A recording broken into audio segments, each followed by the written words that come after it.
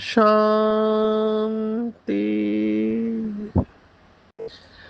आज 30 सितंबर 2025। आज की मुरली का जादुई रहस्य स्वयं को प्रेरणा देने के लिए magical secrets of today's Murli for motivating the self.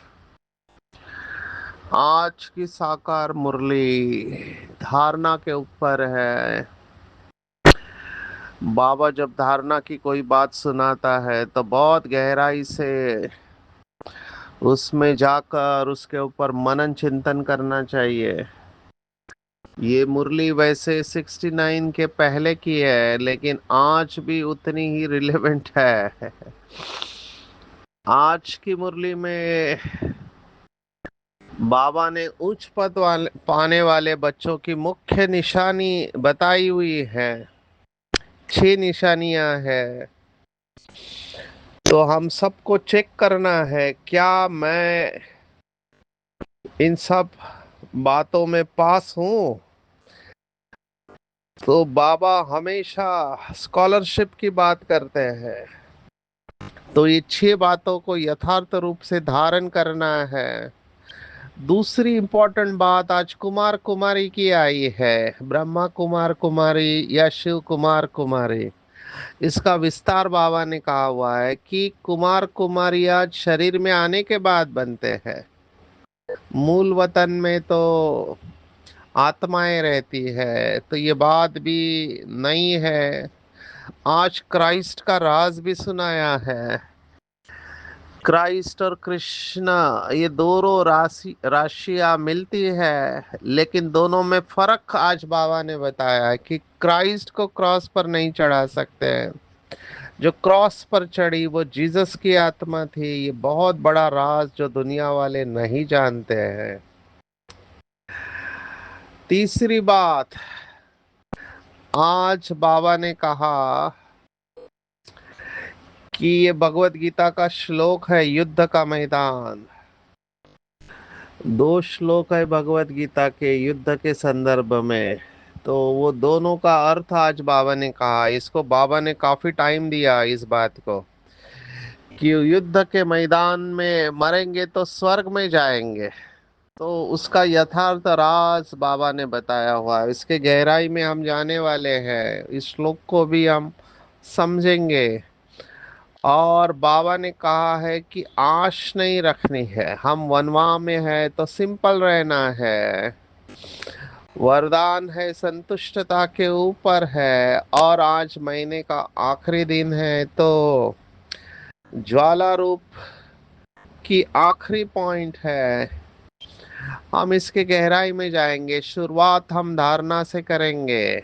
Number 1 point जो मुझे बहुत खुशी देती है, धारणा भी होती है इससे, कि हम अगर अपने को शिव बाबा का बच्चा समझते हैं, केवल दिमाग से नहीं दिल से भी समझते हैं कि मैं ऊंचे ते ऊंचे सुख करता दुख हरता बाप का बच्चा हूँ, तो मैं किसी को दुख कैसे दे सकता हूँ। जब भगवान आया है सबके दुख हर कर सुख देने के लिए, तो मैं भी बाप समान आत्मा हूँ। बाबा ने एक मुरली में कहा था कि जो बाप की महिमा है वो बच्चों का समान है। जैसा बाप वैसा बच्चा, सन शोज फादर कहते हैं। तो मेरा पिता सुख करता और दुख हरता है, तो मैं आत्मा दुख करता और सुख हरता कैसे हो सकती हूँ, या मैं किसी को दुख कैसे दे सकती हूँ। तो जब भी बाबा का कोई भी बच्चा मन वचन कर्म से जागृत या अजागृत अवस्था में किसी को दुख देता है, तो उस समय एटलीस्ट फॉर दैट मोमेंट हम बाबा के बच्चे नहीं हैं। कैसे कह सकते हैं? एक तरफ हम कहते हैं कि मैं शिव बाबा का बच्चा हूँ, और दूसरे तरफ मेरे द्वारा किसी को दुख मिल रहा है। दोनों बातें ठीक नहीं है। तो पूरी धारणा के ऊपर चिंतन करेंगे। ये बहुत बड़ा सामान है, मास्टर सुख करता दुख हरता। सिर्फ यहाँ पर कैच एक है, दूसरों को सुख देना अच्छी बात है, लेकिन दूसरों को सुख देते समय मर्यादा का उल्लंघन नहीं करना है। क्या क्या बाबा के बच्चे होते हैं, भोले होते हैं कई बच्चे। अभी भोले बनना अच्छा है, लेकिन इतना भी भोला नहीं बनना है। देखो, एक भोली माता, अभी उसको बताया गया कि पति को कभी दुख नहीं देना चाहिए, ये भी पाप कर्म होता है, किसी ने बताया। अभी इसने मुरली सुनकर पवित्रता को धारण करना चालू किया, तो किसी ने इसको बोला कि तुम पति को दुख देते हो, पति भी परमेश्वर है। तो उसको दुख देंगे तो तुम्हें कैसे पुण्य मिलेगा? तो उसकी बात को तुमको सुनना है। अब ये बहुत भोलेपन में हुआ।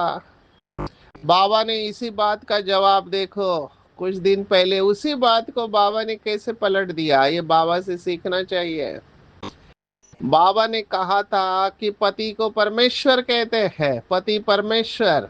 अभी ठीक है, पति परमेश्वर है, तो परमेश्वर अपनी पत्नी को पावन बनने देना चाहिए। परमेश्वर तो पतित पावन होता है, तो तुम पतित पावन हो तो मुझे पतित क्यों करते हो? मैं तो पावन रहना चाहती हूँ। तो इस तरह से अपने पति को बहुत नम्रता से और प्यार से समझाना चाहिए, लेकिन वो फोर्स होता है संस्कार का।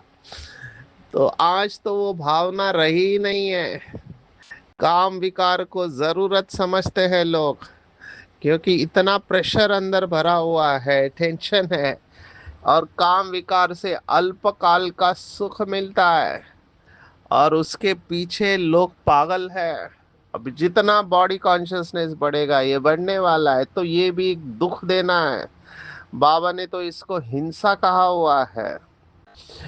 तो चेक करेंगे, क्या मैं दिन भर में किसी को मन वचन और कर्म से दुख देता हूँ? अगर देता हूँ तो अपने को चेंज करना है, और इस समान में स्थित होना है कि मैं मास्टर सुख करता और दुख हरता हूँ। आज पूरे दिन भर का ही अभ्यास कर सकते हैं। मुझे ये फंडामेंटल पॉइंट लगती है, इसलिए मैंने इतना समय इसके ऊपर दिया। देखो, जिसके पास जो होता है वो देता है। अगर आपके पास दुख है तो आप दुख ही देंगे, आपके पास सुख है तो आप सुख देंगे। सिर्फ मर्यादा क्रॉस करके नहीं देने को जाना। इसके ऊपर रामायण में भी कहानी लिखी हुई है कि सीता का भाव अच्छा था, ब्राह्मण है तो भिक्षा देनी चाहिए, भाव अच्छा है। लेकिन भिक्षा देने के लिए वो कहते लक्ष्मण रेखा क्यों क्रॉस करना है? लक्ष्मण रेखा के अंदर रहकर अगर वो भिक्षा देती तो रावण उसे उठाकर नहीं ले जाता, और वो शोक वाटिका में नहीं जाती। तो ये बहुत इंपॉर्टेंट बात है कि सुख जरूर देना है, लेकिन बाबा की श्रीमत को वायलेट करके सुख नहीं देना है, नहीं तो दुखी हो जाएंगे।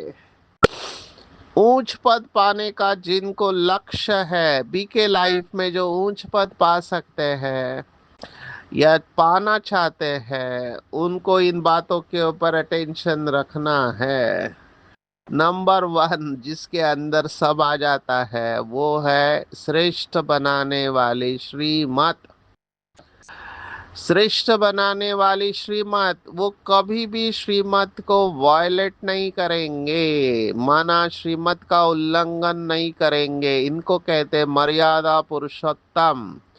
श्रीमत ने हमको मर्यादा दी हुई है, कैसे चलना है, क्या खाना है, क्या पीना है, सोना कब है, कब उठना है, कैसे बोलना है, क्या देखना है। हर बात के लिए श्रीमत बाबा की मिली हुई है। श्रीमत के अंदर सब आ जाता है। जैसे कहते हैं हाथी के पाँव के अंदर सब आ जाता है, वैसे श्रीमत में सब आ जाता है। तो इसके ऊपर चिंतन करेंगे। बहुत बड़ा सब्जेक्ट है श्रीमत। एक है श्रीमत, एक है मनुष्य की मत। अभी मनुष्य की मत आसुरी मत भी हो सकती है, दैवी मत भी हो सकती है, वो सभी मनुष्य की मत है। तो मनुष्य मत आसुरी मत से बचना है और श्रीमत पर चलना है। लौकिक फिलॉसफी को इधर नहीं लाना है। लौकिक में तो सिखाया जाता है टिट फॉर टैट, जैसे को तैसा बदला लेना चाहिए। यहाँ पर वो नहीं लाना चाहिए। कई बाबा के बच्चे लौकिक मनुष्य की मत को भी इधर ज्ञान में लेकर आते हैं। एक आत्मा ऐसे ही डिस्टर्ब हो गई, अभी वो केस के ऊपर केस कर रही है। अभी मैं नाम तो नहीं बता सकता हूँ, लेकिन उसको समझाने का मौका मिला तो मैंने उसे पूछा ये क्यों कर रहे हो। तब उनका जवाब था कि अन्याय को सहन नहीं करना चाहिए। अन्याय को सहन करने वाला भी पापी होता है।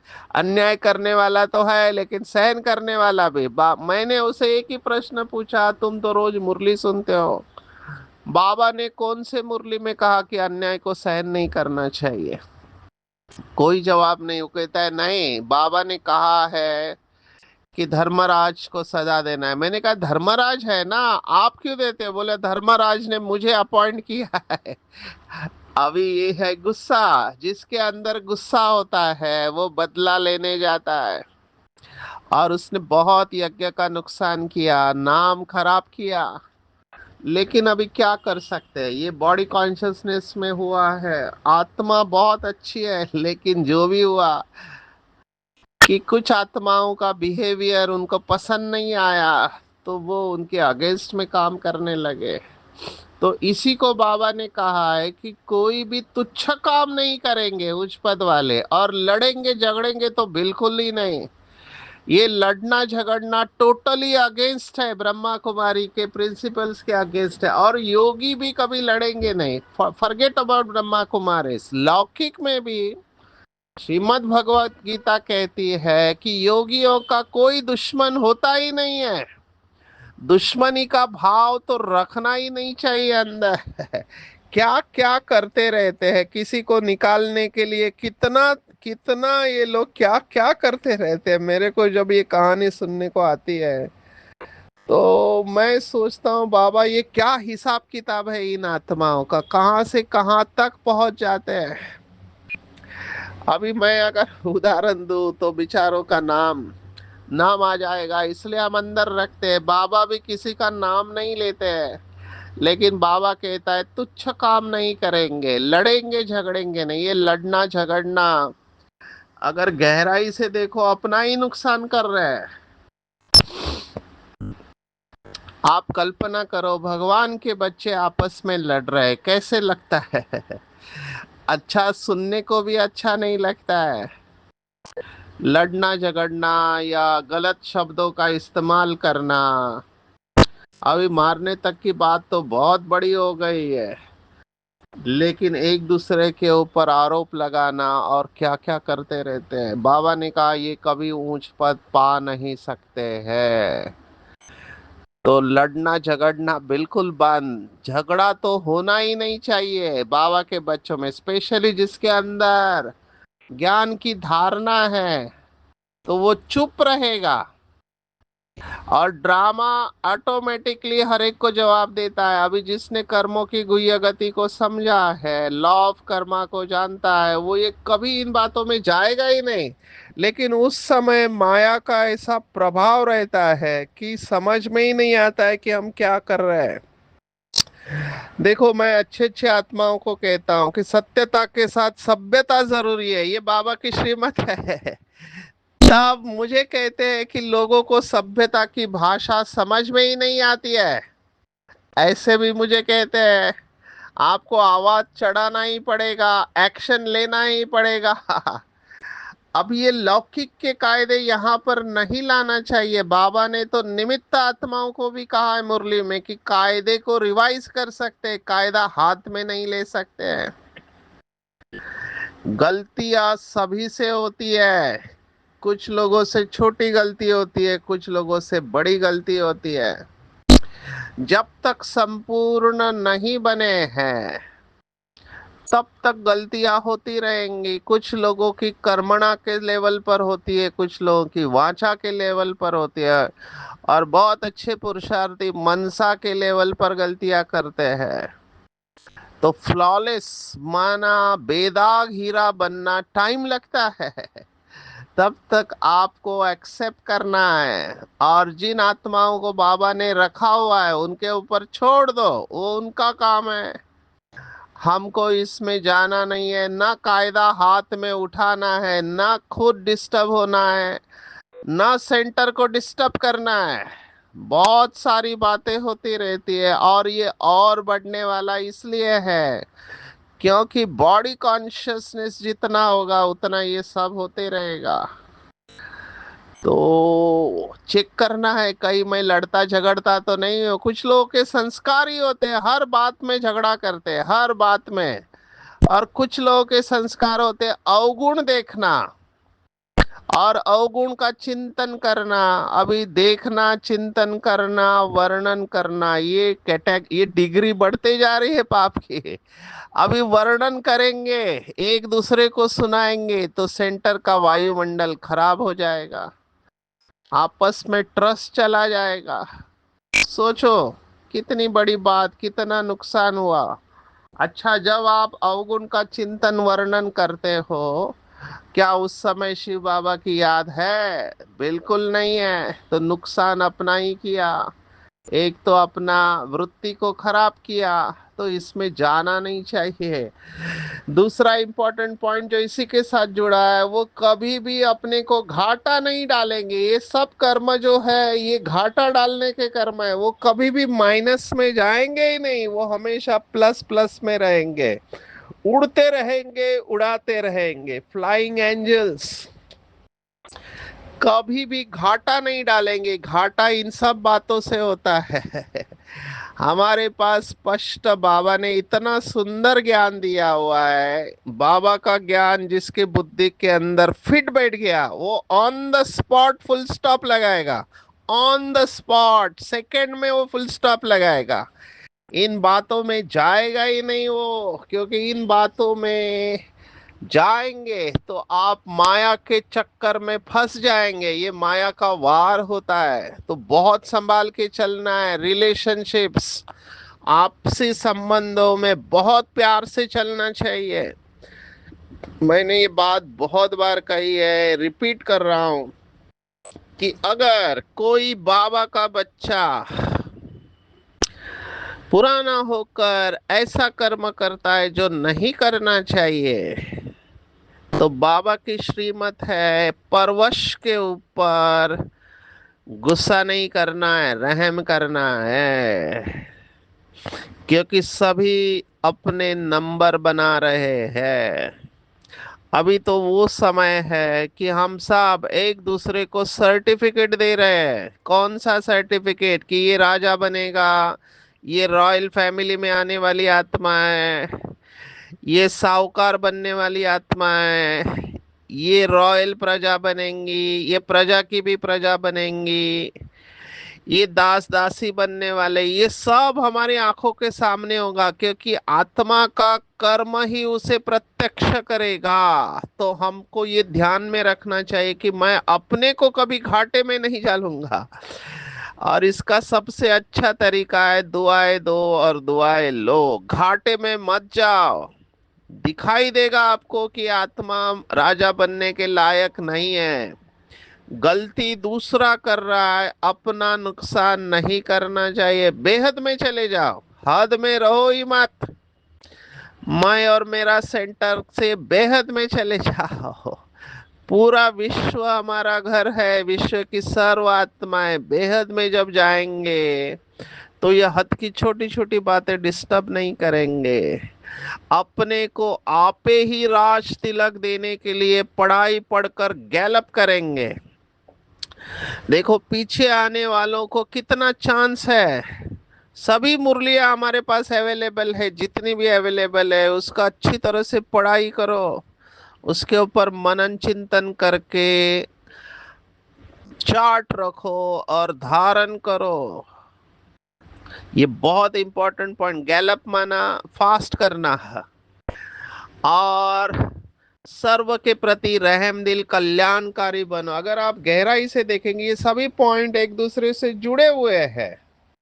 अगर कोई गलती करता है तुच्छ काम, तो आप रहम दिल कल्याणकारी बनो, उसके लिए संकल्प करो बाबा ये आपका बच्चा है, कोटो में कोई और कोई में भी कोई है, ये इस समय माया के वश है, बाबा आप इसको शक्ति देना ताकि ये अपना कर्मों का हिसाब किताब खुशी खुशी चुकतो करे और माला का मन का बने है। देखो मैं तो ये करता हूँ अभ्यास, इसलिए आपको सुनाता हूँ। इन सब स्टेज में मैंने अनुभव किया है कि किसी का कोई दोष नहीं है, सब आत्माएं अपना एक्यूरेट पार्ट प्ले कर रहे हैं। मुझे बेहद में रहना है और मुझे माला में आना है। तो मैं हमेशा हर एक को माला का मणके के रूप में देखता हूँ कि ये आत्मा अगर ये करे तो ये माला में आ सकती है। मुझे वो कहानी बहुत मोटिवेट करते हैं कि मूर्तिकार को पूछा कि तुम पत्थर में से मूर्ति कैसे निकाल लेते हो, पूरा पत्थर है। तो उसने जवाब दिया कि जो मूर्ति नहीं है मैं बस उसको निकाल देता हूँ, बाकी बच जाती मूर्ति है। ऐसे ही हर आत्मा को जब भी देखेंगे तो उसके अंदर हमें संपूर्णता की मूर्ति दिखाई दे। संपूर्ण अवस्था में देखना है हर आत्मा को। मुझे ये अभ्यास बहुत सुख देता है, मैं हर आत्मा को संपूर्ण अवस्था में देखता हूँ। भले वर्तमान में वो जो कुछ भी कर रही है, हलचल में है, माया के वश है, लेकिन वो आत्मा संपूर्ण है, बस उसको देखते रहो। तो उस आत्मा को स्वीकार करना बहुत इजी हो जाएगा, बहुत इजी होगा अगर आप हर आत्मा को उसके संपूर्ण अवस्था में देखोगे। तो वर्तमान में वो कुछ भी कर रही है तो इसके ऊपर चिंतन करेंगे। जो ऊंच पद पाने वाले हैं वो इसके ऊपर अटेंशन रखेंगे, सर्विस का शौक शौक होगा उनको। मैंने ऐसे भी बाबा के बच्चे देखे जो बहुत बुद्धिमान हैं लेकिन सेवा में नहीं आते हैं। अब मैंने पूछा क्यों नहीं आते, तो कहते हैं नहीं हम घर पे ही अच्छे हैं। सेवा में क्या होता है, सबसे बड़ा चैलेंज हर एक के संस्कार अलग होते हैं, डिफरेंस ऑफ ओपिनियन होता है। तो ये संस्कार अलग होते हुए भी साथ में चलना, उसके लिए आपको खुद को मोल्ड करना आना चाहिए, परिस्थिति के अनुसार झुकना पड़ता है, सुनना पड़ता है, सहन करना पड़ता है, कितना कुछ करना पड़ता है। देखो सिचुएशन को छोड़ के भाग जाना बहुत इजी है। कई लोग सेंटर छोड़ देते हैं, दूसरे सेंटर पर चले जाते हैं या खोलते हैं। सिचुएशन का सामना करके उसका समाधान निकलना बहुत टफ है।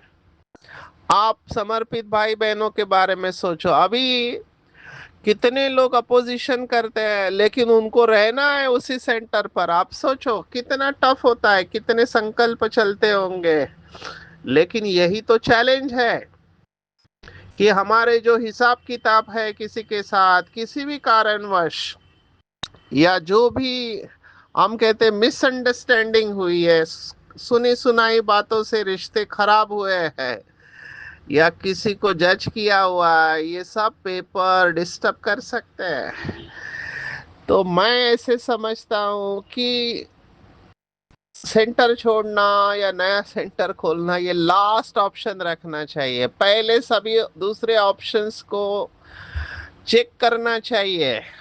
लेकिन having said this, drama accurate है, इसमें जो होना है वही होता है। फुल स्टॉप जितना जल्दी लगाएंगे उतना डिटैच होके बाबा की याद में रह पाएंगे।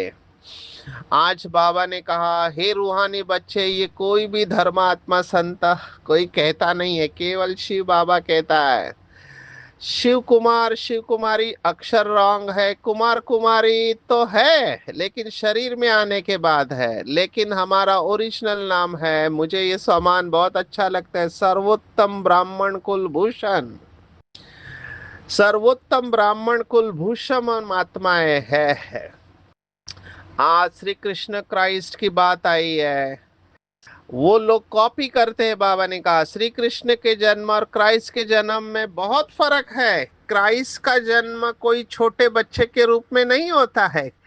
क्राइस्ट की आत्मा जो है बड़े देहदारी में प्रवेश करती है, लेकिन जीसस का बचपन उन्होंने दिखा दिया है। विष से पैदा क्राइस्ट हो न सके, क्योंकि सतो प्रधान आत्मा कभी भी विष से पैदा नहीं होते, वो परकाया प्रवेश करती है। क्राइस्ट की आत्मा ने कोई में जाकर प्रवेश किया। आगे क्राइस्ट को कभी छोटा बच्चा नहीं दिखाते थे, क्रॉस पर दिखाते थे या अभी दिखाते हैं। बच्चे जानते हैं धर्म स्थापक को कोई ऐसे मार न सके, तो किसको मारा? तो जीसस को मारा।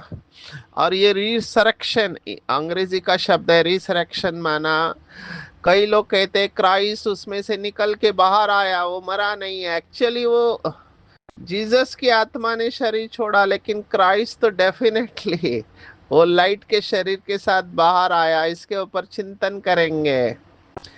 मुझे दर्द है, ये आत्मा ने कहा, ये भी बहुत इंपॉर्टेंट पॉइंट है। परमात्मा कभी कह नहीं सकता कि मुझे दर्द है, इसलिए सब में परमात्मा, ये बात गलत हो जाती है। युद्ध की बात आते हैं, 2 श्लोक है। हतो व प्राप्स्यसि स्वर्गम जित्वा व भोक्ष्यसि महीम तस्मात् उत्तिष्ठ कौन्तेय युद्धाय कृत निश्चया। ये दूसरे अध्याय का श्लोक है, जिसमें कहा अर्जुन को कि अगर तुम मारे भी गए तो स्वर्ग का राज्य भाग्य भोगोगे। अभी ये श्लोक आजकल के लोगों के लिए बताया जाता है कि युद्ध में मारे गए तो तुम स्वर्ग में जाओगे। ये दूसरे अध्याय का 37वां श्लोक है, 37th वर्ष। और दूसरा श्लोक है, मामनुस्मर युद्धम च, माना मेरे याद में युद्ध करो। ये भी श्लोक बहुत इंपॉर्टेंट है, बाबा ने ये श्लोक बताया हुआ है।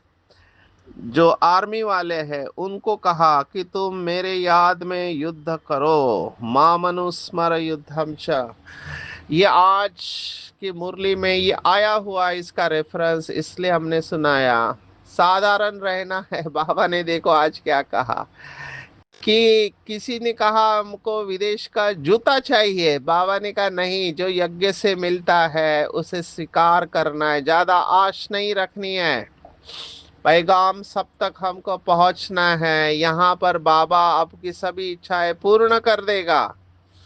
ये जिसको समझ में आ गया उसकी बुद्धि कहीं पर जाएगी नहीं।